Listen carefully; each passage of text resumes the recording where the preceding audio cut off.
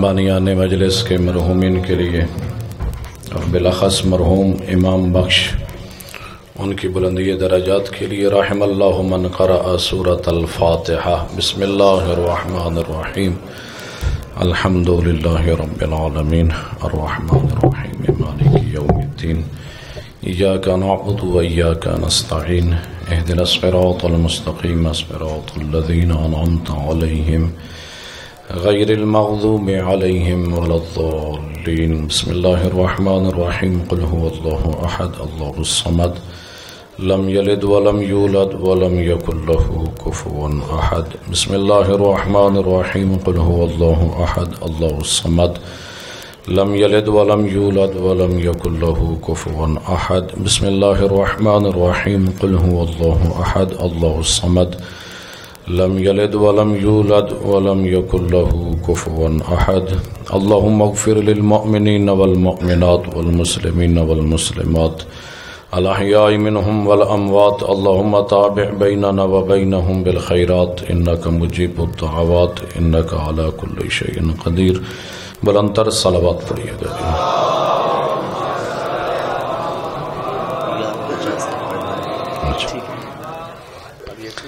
ٹھیک ہے، نعرہ تکبیر،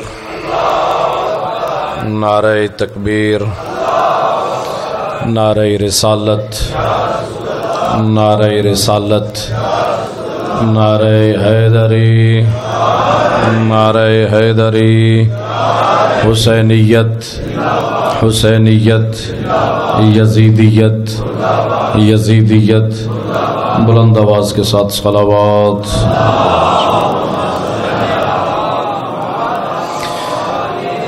دعا ہے پروردگار عالم ہمارا اس مقدس مقام پہ اکٹھے ہونا اپنی بارگاہ میں عبادت شمار فرمائے۔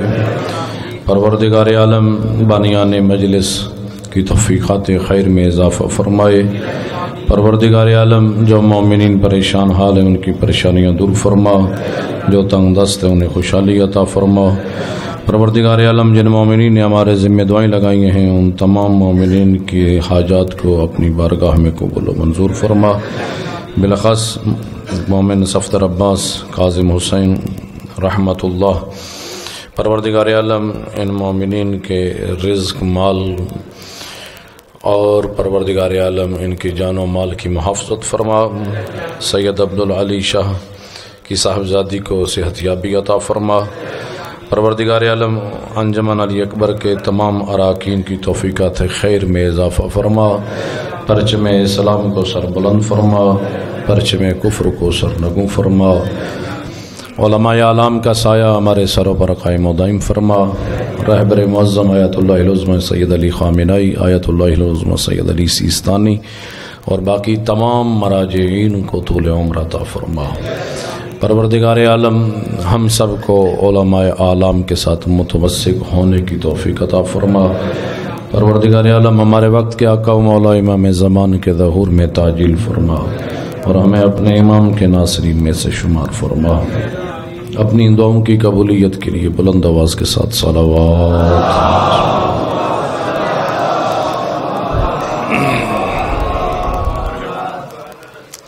رب اشرح لی صدری ویسر لی امری واحلل عقدۃ من لسانی یفقہوا قولی۔ اعوذ باللہ من الشیطان الرجیم، بسم اللہ الرحمن الرحیم۔ الحمد للہ الذی جعلنا من المتمسکین بولایت علی بن ابی طالب صلوات۔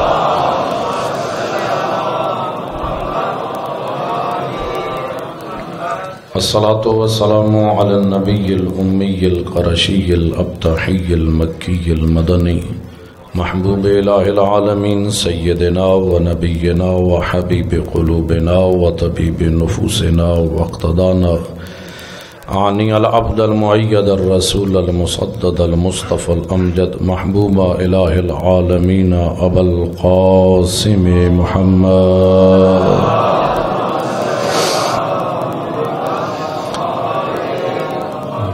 ثم الصلاة والسلام على أهل بيته الطيبين الطاهرين المعصومين ولعنة الله على أعدائهم أجمعين ملعونين أما بعد فقد قال امیر المؤمنین علی بن ابی طالب علیہ الصلاۃ والسلام قد علم المستحفظون من اصحاب النبی ان لیس لهم منکبہ الا وشرکت فیہا وفضلتها ولی 70 مناقب لم یشرکنی احد منہم. بلندتر صلوات پڑھیے گا جی.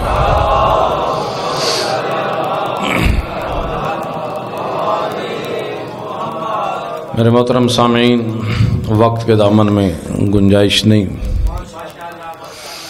آپ کے سامنے امیر المومنین علی بن ابی طالب علیہ السلام کی ایک حدیث مبارکہ کی تلاوت کرنے کا شرف حاصل کیا کہ جس میں امام علی مقام نے فرمایا کہ قد علم المستحفظون من اصحاب النبی، کہ سید الانبیاء کے ذمہ دار اصحاب اس بات سے واقف ہیں کہ اصحاب نبی میں سے جس صحابی کے پاس کوئی بھی فضیلت ہے، میں علی اس صحابی کے ساتھ اس فضیلت میں شریک ہوں، اور یہ شراکت برابر کی شراکت نہیں، وفضلتها، بلکہ میں علی اس صحابی سے اس فضیلت میں افضل بھی ہوں.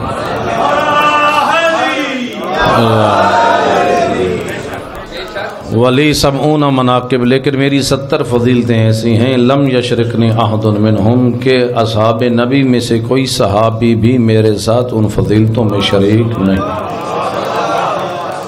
لوگ کہتے ہیں شیعہ اصحاب کو نہیں مانتے. میں کہتا ہوں کہ ان کا احترام واجب ہے کہ جن کی تربیت سید الانبیاء نے کی ہو. اصحاب نبی عظیم ہیں، ان کا احترام بھی ضروری ہے، واجب بھی ہے. اصحاب کے قدموں کی خاک ہماری آنکھوں کا سرما، اصحاب ہمارے سروں کے تاج. یہ زمین پر ہوں تو دین کے منارے، آسمان پر ہوں تو آسمان کے ستارے. لیکن فرق ہے. مولا فرماتے ہیں کہ جس صحابی کے پاس کوئی فضیلت بھی ہے، میں علی اس صحابی کے ساتھ اس فضیلت میں شریک، اور یہ شراکت برابر کی شراکت نہیں، بلکہ میں علی اس صحابی سے اس فضیلت میں افضل بھی ہوں. لیکن 70 ایسی میری فضیلتیں ہیں کہ جو کسی اور صحابی میں نہیں پائی جاتی ہیں. پہلی فضیلت، وہ وقت کے دامن میں گنجائش نہیں، شاید ایک آپ کے سامنے عرض کر سکوں یا دو. فرمایا پہلی فضیلت، انی لم اشرک باللہ طرفۃ عین ولم اعبد اللات والعزیٰ. فرمایا میں علی نے کبھی بھی اللہ کے ساتھ چشم زدن کے لیے بھی کسی اور کو شریک نہیں بنایا. ولم اعبد اللات والعزیٰ، اور لات اور عزیٰ اور منات اور حبل کی عبادت میں علی نے نہیں کی. اس لیے مجھے کہنے دیجئے کہ پوری دنیا صحابیت رضی اللہ ہو سکتی ہے، اگر کرم اللہ وجہہ کا لقب ملا تو فقط امیر المؤمنین علی بن ابی طالب کو ملا.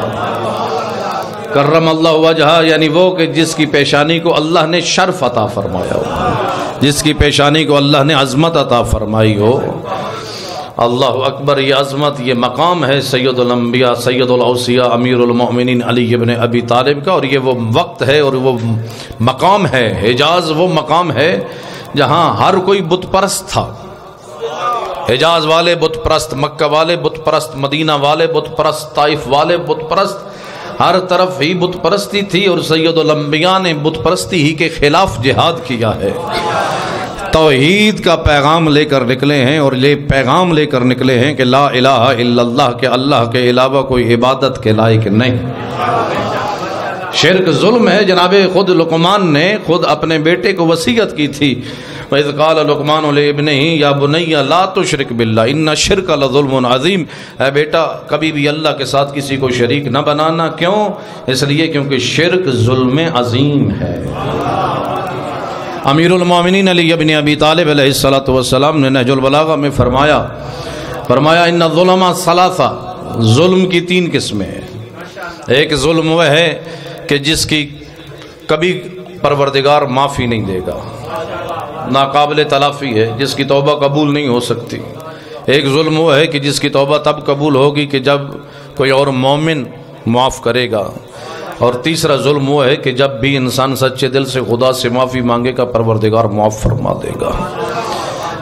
فرمایا پہلا ظلم، نہج البلاغہ میں امیر کائنات علی بن ابی طالب فرماتے ہیں پہلا ظلم کہ جو ناقابل تلافی ہے، ناقابل معافی ہے، وہ کون سا ظلم ہے؟ وہ شرک ہے. شرک کی کبھی معافی نہیں ہے۔ کیوں؟ فرمایا خود قرآن مجید میں فرمایا ان اللہ لا یغفر ان یشرک بہ ویغفر ما دون ذلک لمن یشاء، فرمایا کہ پروردگار شرک کو بھی کبھی معاف نہیں کرے گا، شرک کے علاوہ باقی گناہوں کو جس کے لیے چاہے گا معاف کر دے گا، لیکن شرک ایسا گناہ ہے کہ جو کبھی معاف ہی کے قابل نہیں۔ دوسرا ظلم، جب انسان، امیر کائنات فرماتے ہیں جب انسان کسی دوسرے مومن کا حق غصب کرتا ہے نا، کسی اور مومن کے حق میں گستاخی کرتا ہے، فرمایا کہ پروردگار اس وقت تک معاف نہیں کرتا جب تک کہ وہ مومن خود معاف نہ کر دے۔ ایک بندہ دوسرے بھائی کا حق غصب کرتا ہے، کسی کا مال حق غصب کرتا ہے، فرمایا اس وقت تک معافی نہیں ملے گی جب تک وہ بھائی معاف نہ کر دے۔ کسی بہن کا حق کھا لیا، کسی یتیم کا حق کھا لیا، کسی بیوہ کا حق کھا لیا، کسی مومن کے حق میں گستاخی کی، کسی مومن کی توہین کی، کسی کے حق میں غیبت کی، فرمایا کہ یہ ایسے حقوق کا غصب کرنا ہے۔ پروردگار فرماتا ہے میں اپنے حقوق کو تو معاف کر دوں گا، لیکن حقوق العباد کو اس وقت تک معاف نہیں کروں گا جب تک کہ صاحب حق خود معاف نہ کر دے۔ اور تیسرا ظلم وہ ظلم ہے کہ جب انسان سچے دل سے بارگاہ خدا میں آتا ہے، جب انسان دین کی مخالفت کرتا ہے، واجبات کو چھوڑتا ہے، جھوٹ بولتا ہے، شراب پیتا ہے، کوئی ایسے گناہ کرتا ہے، دین کی مخالفت کرتا ہے، دین کی حدود کو پامال کرتا ہے، جو خدا نے دین معین کیا ہے، واجبات معین کیے ہیں، ان کی مخالفت کرتا ہے، حرام کو انجام دیتا ہے، فرمایا اگر اپنے گناہوں پر نادم ہو کر سچے دل میں بارگاہ خدا کے اندر پہنچ جاتا ہے، فرمایا تیرے آنے میں دیر ہے، خدا کی توبہ قبول کرنے میں دیر نہیں۔ اللہ رسول یا اللہم صل۔ تیرے آنے میں دیر ہے، اس کے قبول کرنے میں دیر نہیں۔ ان اللہ یحب التوابین، خدا تو توبہ کرنے والوں کو پسند کرتا ہے۔ ایک نوجوان سید الانبیاء کی خدمت میں آیا کر عرض کرتا یا رسول اللہ گناہ کر بیٹھا، پاک پیغمبر نے کہا توبہ کر۔ یا رسول اللہ توبہ کیا پھر گناہ کر بیٹھا، کہا پھر توبہ کر۔ یا رسول اللہ توبہ کیا پھر گناہ کر بیٹھا، یا رسول اللہ کیا کروں، کہا پھر توبہ کر۔ یہاں تک کہ اس نوجوان کی طرف سے توبہ کا اصرار بڑھتا، گناہ کا اصرار بڑھتا گیا، سید الانبیاء کی طرف سے توبہ کا اصرار بڑھتا گیا، یہاں تک کہ رحمت للعالمین نے غضبناک ہو کے فرمایا کہ اے انسان، اے نوجوان، کیا تو یہ تصور کرتا ہے تیرے گناہ زیادہ ہیں اور اس رب کی رحمت کم ہے؟ کہا تیرے گناہ جتنے بھی زیادہ ہوتے جائیں اس رب کی رحمت پوری کائنات پر چھائی ہوئی ہے۔ اور معصوم فرماتے ہیں کہ ما من شیء احب الی اللہ من شاب تائب، فرمایا میرے سامنے نوجوان موجود ہیں، فرمایا معصوم فرماتے ہیں پروردگار عالم کے لیے کائنات میں سب سے محبوب ترین چیز ایک نوجوان کی توبہ ہے۔ ایک بوڑھا، ایک ضعیف انسان اگر پوری زندگی غفلت میں زندگی گزار چکا، اپنی خواہشات کے مطابق زندگی گزار چکا، اب موت سامنے ہے، قبر سامنے ہے، توبہ کرتا ہے نا، پروردگار وہ کریم بادشاہ ہے، وہ معاف تو کر دیتا ہے، لیکن وہ انسان، وہ نوجوان جس کے سامنے ابھی زندگی پڑی ہے، پوری قوت میں ہے، پوری توانائی میں ہے، پورے مال و دولت کے ساتھ ہے، فرصت بھی ہے، دولت بھی ہے، پیسہ بھی ہے، طاقت بھی ہے، جذبہ بھی ہے، خواہشات کو پورا کر سکتا ہے، لیکن اس کے باوجود پروردگار کے سامنے جھک کر سجدہ ریز ہو کر کہتا ہے پروردگارہ میں اپنے گناہوں پر نادم ہوں، تیری بارگاہ میں آ کر جھک رہا ہوں۔ فرمایا اس بندے کی توبہ کو پروردگار زیادہ پسند کرتا ہے۔ اللہ اکبر۔ اس لیے فرمایا کہ اپنے آپ کو شرک سے بچا لو، ان الشرک لظلم عظیم، شرک ظلم عظیم ہے۔ پورا مکہ بت پرست ہے، پورا مدینہ بت پرست ہے، گلیوں میں بت پرست نظر آتے ہیں، ہر کوئی یا کوئی بت پرست ہے یا بت فروش ہے یا بت تراش ہے، ہر طرف یا بت پرست نظر آتے ہیں یا بت فروش نظر آتے ہیں یا بت تراش نظر آتے ہیں۔ ان تمام بت پرستوں میں اگر کوئی بت شکن بن کے نکلا ہے تو وہ علی ابن ابی طالب ہے۔ بت پرستی، لوگ بت پرست تھے لیکن بت شکن بن کے فقط علی ابن ابی طالب نکلے، اور یہ کمال تربیت سید الانبیاء ہے۔ اللہ اکبر. بت شکنی کرنا اتنا آسان نہیں. تاریخ طول تاریخ میں یا حضرت ابراہیم بت شکن تھے یا علی ابن ابی طالب بت شکن تھے. بیت اللہ کے اندر 360 بت تھے. 360 بت اپنے مقام پر موجود تھے، اور ان کے علاوہ حبل، منات، عزا اور لات یہ بھی بت موجود تھے، بڑے بڑے بت. کوئی مکہ کا بت تھا، کوئی مدینہ والوں کا بت تھا، کوئی حجاز والوں کا بت تھا، کوئی طائف والوں کا بت تھا. اور 360 بت پورے سال کے برابر کے بت انہوں نے رکھے ہوئے تھے. روزانہ ایک نئے بت کی عبادت کرنا وہ اپنا عقیدہ کا حصہ سمجھتے تھے. اللہ اکبر. بت شکن بن کے نکلے ہیں علی ابن ابی طالب. بت شکنی اتنی آسان نہیں. لیکن جب فتح مکہ ہوا ہے نا، فتح مکہ، ایک قبیلہ آیا سید الانبیاء کے پاس. وَرَأَيْتَ النَّاسَ قَدْ يَدْخُلُونَ فِي دِينِ اللَّهِ أَفْوَاجًا. فرمایا کہ میرے حبیب، آپ نے دیکھا کہ کس انداز میں یہ اسلام میں داخل ہوئے. فتح مکہ کے بعد گروہ در گروہ یہ دین اسلام میں داخل ہوئے. ایک فتح مکہ کے بعد ایک قبیلہ آیا سید الانبیاء کی خدمت میں، یا رسول اللہ ہم اسلام کا کلمہ پڑھنا چاہتے ہیں، آپ توحید کا کلمہ پڑھنا چاہتے ہیں، ہم دائرہ اسلام میں داخل ہونا چاہتے ہیں، لیکن ہمارے کلمہ پڑھنے کی کچھ شرائط ہیں. سید الانبیاء نے پوچھا کون سی شرائط؟ کہا کہ پہلی شرط یہ ہے کہ ہمیں جب ہم کلمہ توحید پڑھ دیں گے نا تو آپ ہمیں 1 سال تک بتوں کی عبادت سے نہیں روکیں گے. 1 سال تک کم سے کم ہم بتوں کی عبادت کرتے رہیں گے، آہستہ آہستہ چھوڑیں گے. کہا دوسری شرط یہ ہے کہ یہ جو نماز والا کام ہے نا، رکوع و سجود والا کام، یہ ہم سے نہیں ہوتا، آپ ہمیں نماز کو حکم نہیں دیں گے. تیسری شرط یہ ہے کہ جو بتوں کو ہم نے خود بنایا ہے ان کی عبادت کرتے رہے ہیں، آپ ہمیں ان بتوں کو توڑنے کا حکم نہیں دیں گے. اس وقت سید الانبیاء نے فرمایا جہاں تک تیری پہلی شرط کا تعلق ہے نا، پہلی شرط کون سی؟ کہ آپ ہمیں 1 سال تک بتوں کی عبادت کی اجازت دیں گے. کہا جہاں تک پہلی شرط کا تعلق ہے. دیکھیں نا، اگر کوئی دنیا دار ہوتا نا، کوئی دنیا کا رہنما ہوتا، کوئی سیاستدان ہوتا، کوئی سیاسی پارٹی کا رہنما ہوتا تو وہ مصلحت انگیزی کر جاتا، کہتا کہ ٹھیک ہے شرط مان لیتے ہیں، ہماری پارٹی میں اضافہ ہو جائے گا. آج ہماری سیاست میں یہی ہوتا ہے نا، شرائط مان لیتے ہیں کہ بندہ پارٹی میں آ رہا ہے اور پھر اس کو وعدے کر دیتے ہیں کہ منصب کے وعدے، گورنری دے دینا، اس کو وزارت دے دینا. اسی وجہ سے ہماری آج ملکی سیاست کی صورتحال یہ ہے کہ نااہل لوگ منصب پر آ چکے ہیں. لیکن سید الانبیاء کوئی دنیا کے منصبدار نہیں تھے، دنیا کے سیاستدان نہیں تھے، ان کو تو خدا نے نبی بنا کے بھیجا تھا. فرمایا جہاں تک تمہاری پہلی شرط کا تعلق ہے یہ تمہارے اختیار میں ہے. میں نے اسلام کا پیغام تم تک پہنچا دیا، توحید کا پیغام تجھ تک پہنچا دیا. اب تمہارے اختیار میں ہے کہ تم توحید کا کلمہ پڑھو یا نہ پڑھو. لیکن اگر تو نے توحید کا کلمہ پڑھ لیا پھر میں تجھے ایک لحظے کے لیے بھی بت کے سامنے جھکنے کی اجازت نہیں دوں گا، کیونکہ یہ کلمہ توحید کے خلاف ہے کہ ادھر سے پڑھو لا الہ الا اللہ محمد الرسول اللہ، اللہ کے علاوہ کوئی عبادت کے لائق نہیں، اور پھر عمل کہ غیر خدا کے سامنے جھکتے ہوئے نظر آؤ، بتوں کے سامنے جھکتے ہوئے نظر آؤ. یہ تمہارے قول اور تمہارے فعل میں تضاد ہوگا اور اسے منافقت کہتے ہیں. اب مجھے بتاؤ، سید الانبیاء نے جب ان کو اجازت نہیں دی تو پھر ہمیں اجازت دیں گے؟ ہم نے کلمہ توحید پڑھ لیا، زبان سے کلمہ توحید پڑھ لیا، لیکن عمل میں ہمیں نظر آتا ہے کہ ہم خدا کے مقابلے میں کتنے ہی بت بنائے ہوئے ہیں جن کے سامنے جھکتے ہیں. کبھی معاشرے کا بت، کبھی رسم و رواج کا بت، کبھی اپنی خواہشات کا بت.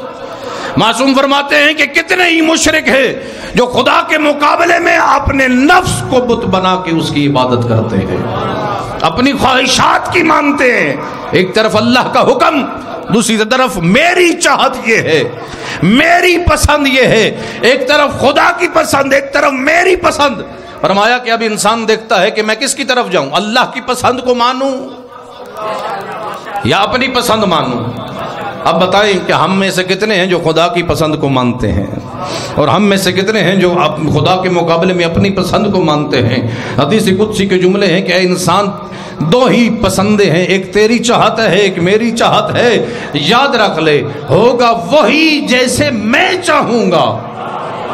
اگر تو ویسا بن گیا جیسے میری چاہت ہے پھر میں ویسے کر دوں گا جیسے تو چاہے گا.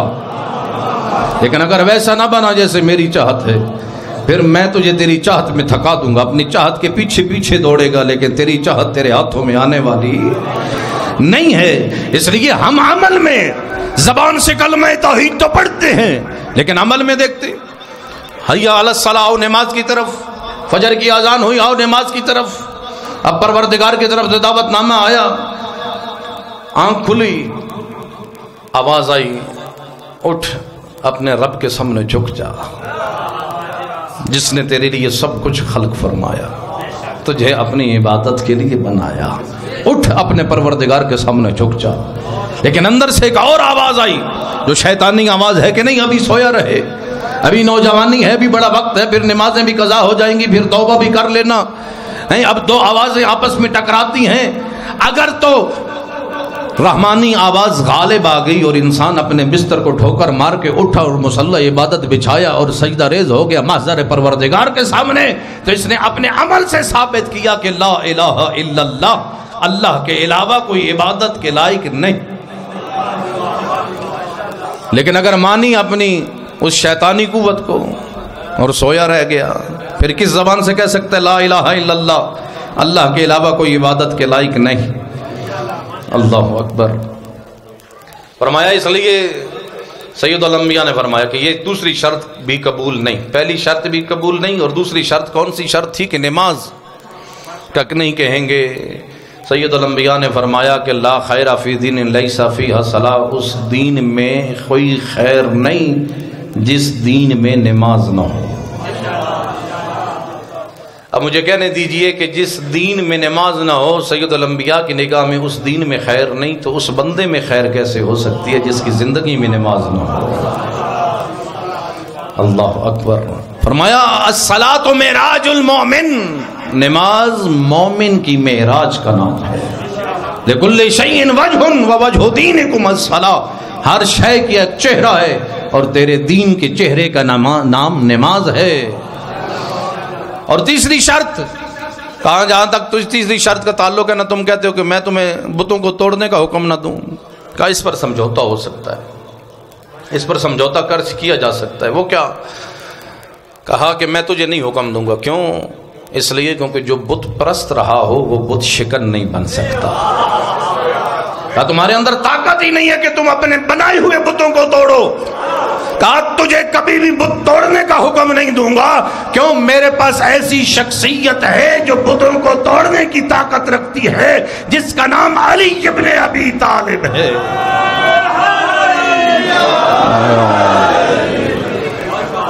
اللہ اکبر. تو بت شکن ہے علی ابن ابی طالب. یا حضرت ابراہیم خلیل اللہ بت شکن تھے، یا علی ابن ابی طالب بت شکن تھے. اور جب ابو جہل جنگ بدر میں آیا نا، میدان بدر میں آیا، تو عزا کو، ایک بت کا نام ہے عزا، اپنے اونٹ پر باندھ کے لے کے آیا، باندھ کے لے کے آیا. بہت بڑا بت تھا جس کو بہت بڑے جانور پر باندھا. علامہ ذیشان حیدر جوادی کہتے ہیں کہ 3 ہی نقص تھے شرک کے خداؤں میں، کفر کے خداؤں میں. 3 نقص تھے، بنائیں تو بنے، بٹھائیں تو بیٹھیں، کوئی ماننے والا ہو تب ان کی خدائی چلے.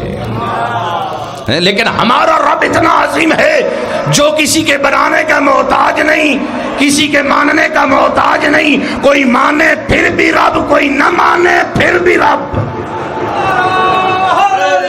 اور اس ہستی نے کہ جو کسی کے ماننے کا محتاج نہیں. ان اللہ هو الصمد، اللہ وہ ہے کہ جو بے نیاز ہے، کسی کے ماننے کا محتاج نہیں. صفت صمدیت کا مالک ہے. جہاں خود صفت صمدیت کا مالک ہے، وہی ایسی ہستیوں کو بھی اس اپنی صفت کا مظہر بنا کے بھیجا. اہل بیت علیہ الصلوۃ والسلام کو اللہ نے اپنی طرف سے نمائندہ بنا کے بھیجا. کوئی مانے پھر بھی امام ہے، کوئی نہ مانے پھر بھی امام. اس لیے جب جناب امیر کائنات ظاہری خلافت پہ آئے نا، منبر پیغمبر پر آئے اور اس مقام پر بیٹھے جہاں سید الانبیاء بیٹھا کرتے تھے، اس وقت سعد بن سوان نے کہا تھا ما زینت الخلافہ بل صونتک الخلافہ. فرمایا کہ اے علی، آپ کی وجہ سے اللہ نے خلافت کو زینت بخشی ہے.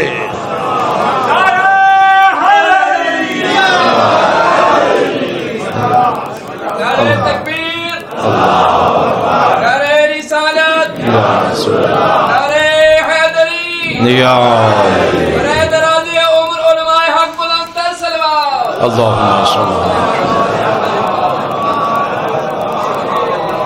عزا کو باندھ کے لایا ابو جہل میدان بدر میں، اور آ کر کہتا ہے، ایک نعرہ لگاتا ہے، نحن نحمل العزا ولا عزا لکم، اے مسلمانوں، کیونکہ نئے نئے مسلمان تھے، ابھی ابھی عزا کی عبادت کر کے مسلمان ہوئے تھے، پہلے تھوڑے کچھ دنوں پہلے عزا کے سامنے جھکتے رہے تھے، یہ بھی ایک نفسیاتی جنگ لڑنے آیا کہ شاید دیکھیں گے تو عزا کو دیکھیں گے تو واپس پلٹ آئیں عزا کی طرف، ابھی تک عزا کے سامنے جھکتے رہے ہیں۔ جیسی عزا کو باندھ کے لایا نا، ایک نعرہ لگاتا ہے، نحن نحمل العزا ولا عزا لکم، اے مسلمانوں ہمارے پاس عزا ہے، تمہارے پاس عزا ہی نہیں، یعنی یہ عزا ہماری جنگوں میں ہماری مدد کرتا ہے۔ مسلمان اکٹھے ہو کر سید الانبیاء کے خیمے میں گئے، اور یا رسول اللہ، یہ ابو جہل آیا کہ نعرے لگاتا ہے کہ ہمارے پاس عزا ہے، تمہارے پاس عزا ہی نہیں، ان نعروں کا کوئی جواب دینے والا ہی نہیں ہے۔ اس وقت سید الانبیاء نے امیر المؤمنین کو کہا، اے علی آپ جائیے ابو جہل کو ان نعروں کا جواب دیجیے۔ اس وقت علی ابن ابی طالب میدان بدر میں آئے ہیں ابو جہل کے مقابلے میں، اور آ کر کہا، ابو جہل اللہ مولانا ولا مولاکم، اے کفار مکہ اللہ ہمارا مولا ہے، تمہارا کوئی مولا ہی نہیں۔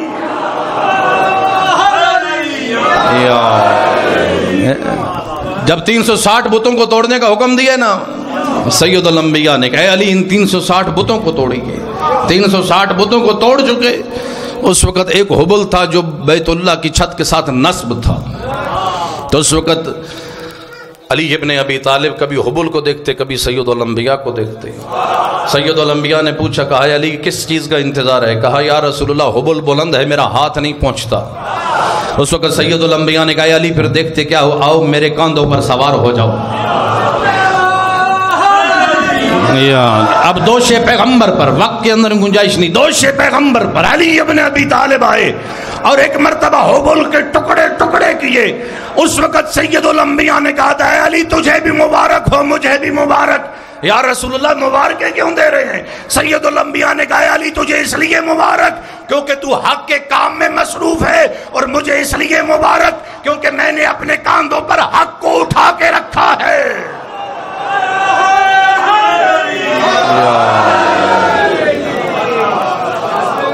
فرمایا کہ پہلی میری صفت کہ جو کسی اور صحابہ میں نہیں پائی جاتی، انی لم اشرک باللہ طرفۃ عین، اللہ کے ساتھ کسی کو شریک نہیں بنایا۔ اور دوسری صفت کہ جو دوسرے اصحاب میں نہیں پائی جاتی، فرمایا انی لم اشرب الخمر قط، زندگی میں علی نے شراب نہیں پی۔ اللہ اکبر، زندگی میں علی نے، یہ اس دور کی بات ہے جس دور میں شراب عام تھی، لوگ پیتے تھے۔ دین اسلام میں جب اسلام آیا نا تو آہستہ آہستہ چیزیں حرام ہوتی گئی، جھوٹ حرام ہوا، غیبت حرام ہوئی، چیزیں حرام ہوتی گئی۔ خود بزرگان اسلام کی کلمات اگر تاریخ اسلام میں پڑھ لینا، اس میں باقاعدہ لکھا ہے کہ بزرگان اسلام کہتے ہیں ہر حرمت کو ہمارے لیے قبول کرنا آسان تھا، لم اشد حرمتا من الخمر، لیکن شراب کی حرمت کو قبول کرنا ہمارے لیے آسان نہیں تھا۔ لوگ آتی تھے شراب پیتے تھے، شراب، فرمایا کہ بزرگان اسلام خود تاریخ اسلام کی بنیادی صفوں میں باقاعدہ یہ چیز مرقوم ہے۔ بزرگان اسلام کہتے ہیں اس وقت تک ہم سفر پر نہیں جا سکتے تھے جب تک کہ ہمارے پاس شراب کی مشکیزیں نہیں ہوتے تھے۔ آج آپ سفر کے لیے نکلے نا، پانی بھر لیتے ہیں، پانی کیوں، رستے پہ پیاس لگے گی۔ اس دور میں لوگ شراب کی مشکیزیں بھر لیتے، کیوں، رستے پہ طلب ہوگی۔ شراب کی حرمت کو قبول کرنا آسان نہیں تھا۔ آج آپ لوگ نا مثال کے طور پر چائے کے عادی ہیں نا، چائے کو چھوڑنا اگر چائے حرام ہو جائے، جو سگریٹ کے عادی ہیں سگریٹ حرام ہو جائے تو کتنی مشکل ہو جائے۔ اس دور میں لوگ شراب کے عادی تھے، شراب کے عادی تھے، مائیں اپنے بچوں کو شراب کی گھٹی لگایا کرتی تھی، شراب کی گھٹی، اس دور میں بھی گھٹی لگایا جاتا تھا، آج بھی گھٹی لگاتی ہیں نا مائیں۔ گھٹی لگانا باقاعدہ اسلام اور دین کا ادب ہے کہ گھٹی لگاؤ۔ اس دور میں مائیں شراب کی گھٹی لگاتی تھیں، آج کے دور میں حکم یہ ہے کہ اپنے بچوں کو ہنیکو اولادکم بتربت الحسین، خاک کربلا کی گھٹی لگاؤ، خالص شہد کے ساتھ، خالص شہد یا خالص پانی مل جائے نا، اگر خالص شہد نہ ملے تو اس کے ساتھ خاک کربلا کو ملاؤ، اور اپنے نومولود بچے، جو بچہ پیدا ہوا ہے اس کے منہ میں رکھو، گھٹی لگاؤ۔ کیوں؟ امام چاہتے ہیں کہ یہ بچہ، تیرا بچہ پیدائش کے وقت سے ہی اس کی رگوں میں خاک کربلا خون بن کر دوڑتی ہوئی نظر آئے۔ تاکہ پیدائش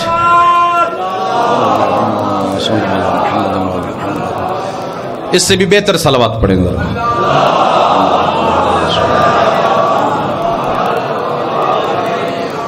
پیدائش کے وقت سے ہی اپنے بچوں کو گٹی لگاؤ خاک کربلا کی، تاکہ پیدائش کے وقت سے ہی تیرے بچے کا رشتہ کربلا والوں سے جڑ جائے اور ان کے رگوں میں خاک کربلا خون بن کر کے دوڑے، تاکہ ان کی کردار میں حسینی کردار آئے، یزیدی کردار نہ آئے.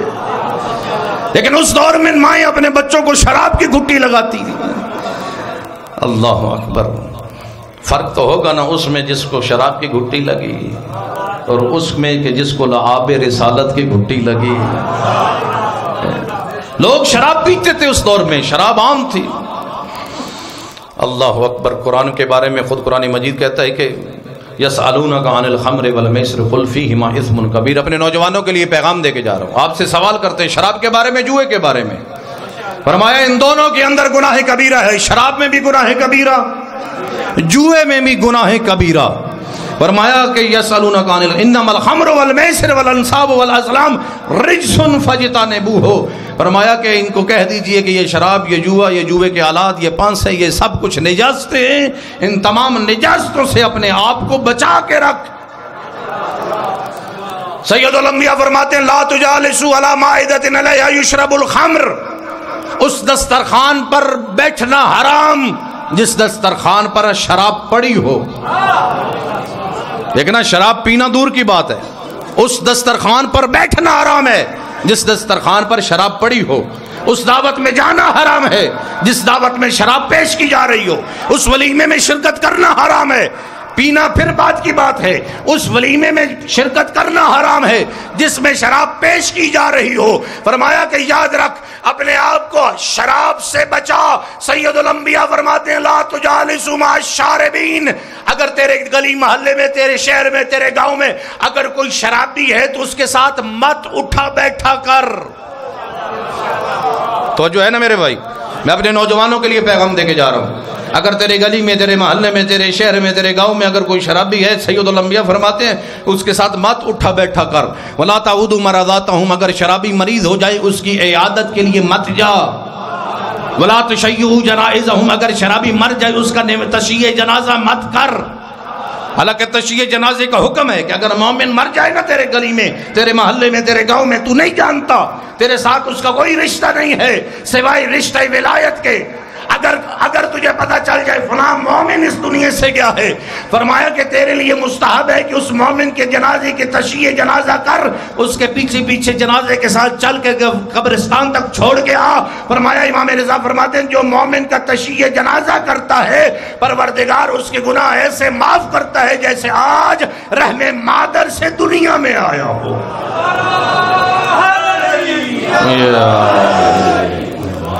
فرمایا کہ اگر تیرے گلی محلے میں کوئی شرابی اس کے ساتھ مت اٹھا بیٹھا کر.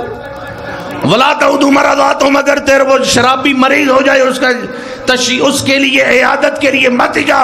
ولا تشیعوا جنائزهم. اگر شرابی مر جائے اس کا تشییع جنازہ مت کر. ولا تصلوا علی امواتهم. اور اگر شرابی مر جائے اس پر واجب کفایہ ادا کر دیا جائے پھر اس پر نماز جنازہ مت پڑھ. کیوں؟ لأنهم کلاب اہل النار. کیونکہ شرابی جہنم کے کتے. جنازہ مومن کا واجب ہے، کتوں کا نہیں. اس لیے اپنے آپ کو پاکیزہ بنا. تیرا کردار پاکیزہ ہونا چاہیے. امام فرماتے ہیں جب امام تیرا امام پاکیزہ ہے تو تیرا کردار بھی پاکیزہ ہونا چاہیے. اے نوجوان، معصوم فرماتے ہیں کہ کل مسکر حرام. ہر نجس چیز حرام ہے. ہر نجس چیز، ہر مسکر، ہر نشہ آور چیز نجس بھی ہے، حرام بھی ہے. اپنے آپ کو ہر قسم کے نشے سے بچا. فقط شراب نہیں، شراب کے علاوہ جتنے بھی نشے ہیں ان تمام نشوں سے جو تیرے ہوشوں کو اڑا دے، تیری بیداری کو چھین دے. اے شیعہ نوجوان، دشمن تیری طاقت سے واقف ہے. تو اپنی طاقت سے واقف نہیں لیکن تیرا دشمن تیری طاقت سے واقف ہے. یہ شیعہ نوجوان ہے، ہر قوم کو خریدا بھی جا سکتا ہے، ہر قوم کو توڑا بھی جا سکتا ہے، ہر قوم کو ختم بھی کیا جا سکتا ہے، ہر قوم کو جھکایا بھی جا سکتا ہے، لیکن ایک ملت تشیع قوم ہے نہ جس کو خریدا جا سکتا ہے، نہ جس کو جھکایا جا سکتا ہے، نہ جس کو کبھی بھی جھکایا جا سکتا ہے۔ کیوں؟ اس لیے اس نے دیکھا کہاں، لبنان میں حزب اللہ کے مقابلے میں دیکھا، ایران میں خمینی کے مقابلے میں دیکھا، عراق میں داعش کے مقابلے میں دیکھا کہ جب داعش آیا ہے حشد شعبی کے مقابلے میں، جب آیت اللہ العظمیٰ سید سیستانی کا ایک فتویٰ کا نکلنا تھا، جب حشد شعبی آیا اس مقابلے میں داعش نیست و نابود ہوتی ہوئی نظر آئی۔ اب دشمن نے پہچان لیا یہ ملت تشیع کا نوجوان ہے، جو بیدار نوجوان ہے، اس کے پاس طاقتیں ہیں، ایک ولایت کی طاقت، ایک عزاداری کی طاقت، ایک مرجعیت کی طاقت، ولایت کی طاقت اسے بکھرنے نہیں دیتی، کربلا اسے جھکنے نہیں دیتی، اور مرجعیت اسے ٹوٹنے نہیں دیتی۔ اپنے آپ کو، اپنی طاقت کو اس کو مد نظر رکھ۔ ہم اپنی طاقتوں کو بلا بیٹھے، ولایت کی طاقت ہے جو انسان کو دشمن کے مقابلے میں کھڑا رکھتی ہے، یا آزاداری کی طاقت ہے جو وقت کے ظالم کے خلاف کھڑا رکھتی ہے۔ اے آزادار، اے ماتمدار، جب تو روڈوں پر نکلتا ہے ماتم کرتا ہے، معصوم فرماتے ہیں جب ایک ماتمدار ایک ہاتھ اٹھا کر اپنے سینے پر ہاتھ مارتا ہے، اس وقت حقیقت میں امام خمینی فرماتے ہیں یہ اپنے سینے پر نہیں مار رہا بلکہ وقت کی یزیدیت کے منہ پر تماچا مار رہا ہے۔ مارتا تو اپنے سینے پر ہے لیکن وقت کی یزیدیت کی چیخیں نکال دیتا ہے۔ آج کی یزیدیت تیری آزاداری سے کیوں ڈرتی ہے؟ تیری اس تحریک سے کیوں ڈرتی ہے؟ آج کی یزیدیت جانتی ہے ہر چیز کو ختم کیا جا سکتا ہے، آزاداری حسین کو ختم نہیں کیا جا سکتا۔ اس تحریک حسینی کو جھکانے کے لیے تخت و تاج استعمال کیے گئے، مال و دولت استعمال کی گئی، وقت کے ظالم حکمران استعمال کیے گئے، زبانیں خریدی گئی، خطبہ کو خریدا گیا، ممبر کو استعمال کیا گیا، لیکن خدا جانتا ہے یہ صدیوں پر محیط ظالم حکومتیں نیست و نابود ہو گئیں، یہ تخت و تاج ٹوٹ کر مڈو مٹی میں دب گئے، یہ ظالم حکومتیں دفن ہو گئیں، یہ تخت بیت المال کی تجوریاں خالی ہو گئیں۔ آج بھی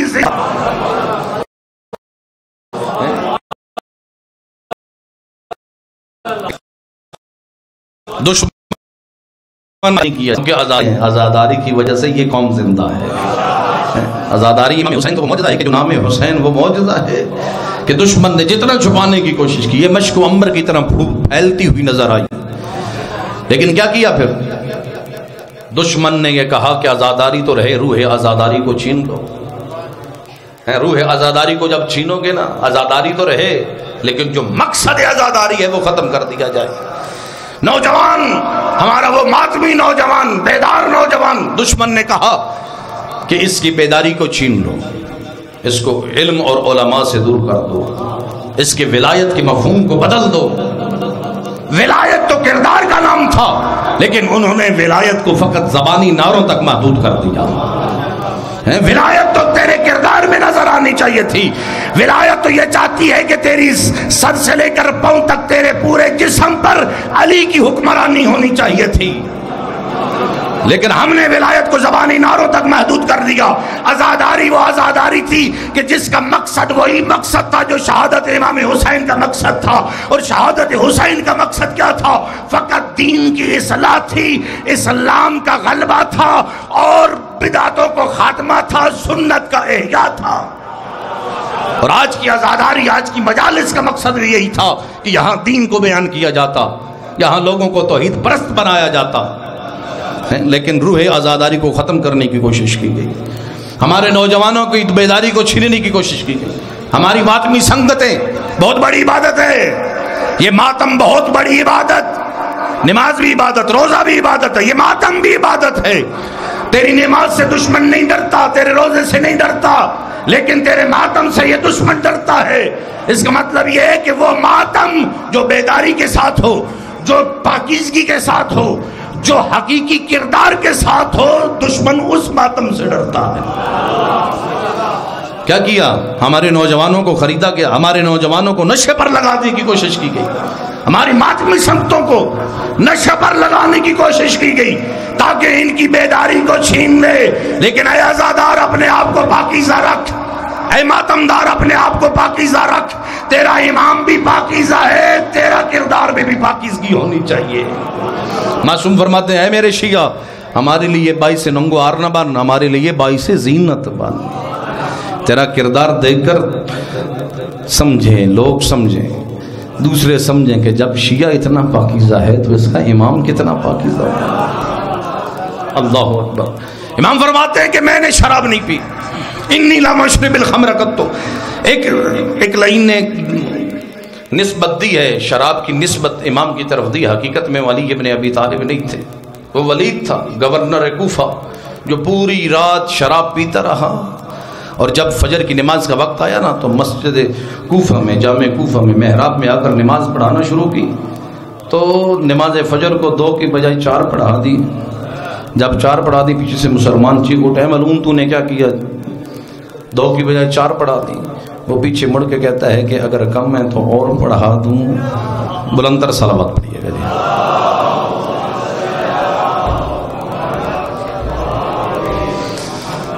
بس ختم کر رہا ہوں۔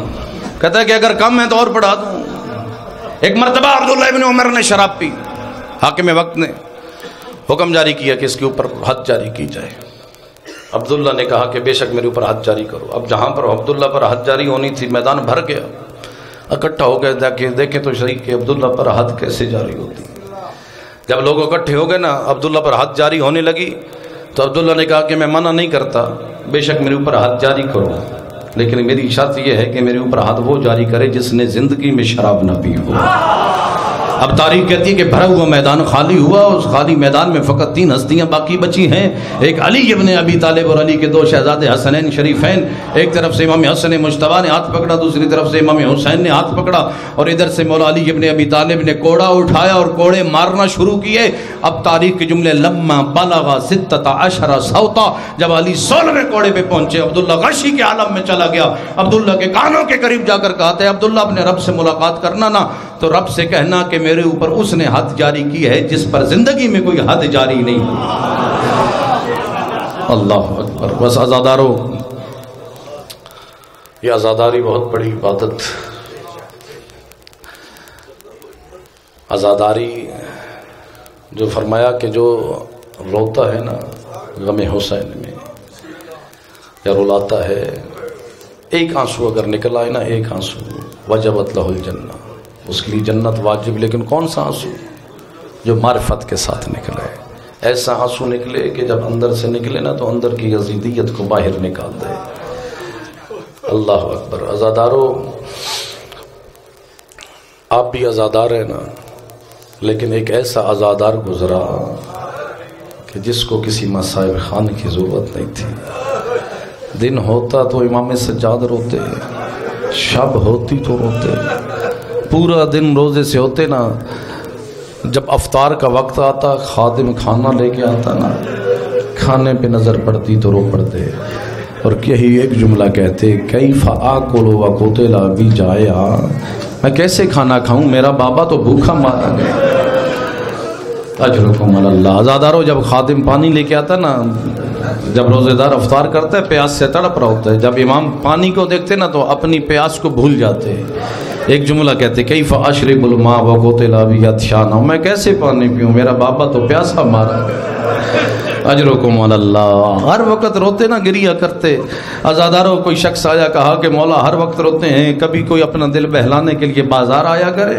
عزاداروں، بازار کا نام آتا تو رو پڑتے، کہتے کہاں سجاد کہاں بازار۔ عزاداروں، اگر بازار مدینہ میں کبھی چلے جاتے نا تو بازار مدینہ میں قصاب کی دکان پر کسی ذبح شدہ جانور کا لٹکتا ہوا سر دیکھ لیتے تو اتنا روتے کہ غشی کے عالم میں چلے جاتے۔ عزاداروں، کبھی بھی قصاب امام کے سامنے اپنے جانوروں کو ذبح نہیں کیا کرتے۔ عزاداروں، مدینہ کے بازار میں ایک مرتبہ ایک قصاب اپنے جانور کو لٹا چکا کہ تھوڑی دیر کے بعد ایک شخص دوڑتا ہوا آیا، کہا اے قصاب اپنے جانور کو آزاد کر دے۔ کہا کیوں؟ کہا اس لیے کیونکہ سید ساجاد بازار مدینہ میں آ چکے ہیں۔ عزاداروں، جیسے سنا نا کہ سید سجاد آ گئے، اپنے جانور کو آزاد کیا۔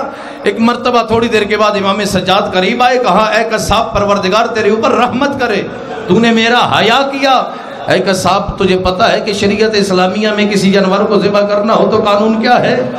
عزادارو اس وقت اس قصاب نے کہا ہاں مولا میں آپ کے نانی کی شریعت کو ماننے والا ہوں، مجھے پتہ ہے کہ اسلام کے اندر کسی جانور کو ذبح کرنے کا قانون اور قاعدہ کیا ہے۔ امام نے فرمایا پھر بتا پہلا قانون کیا ہے؟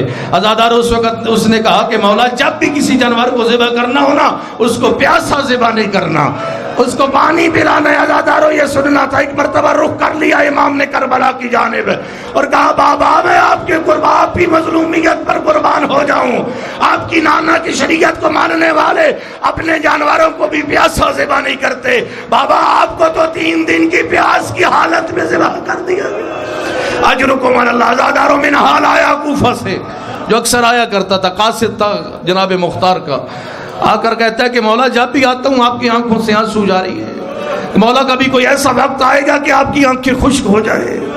عزادارو اس وقت امام سجاد نے کہا کہ منہال یعقوب کا ایک یوسف تھا۔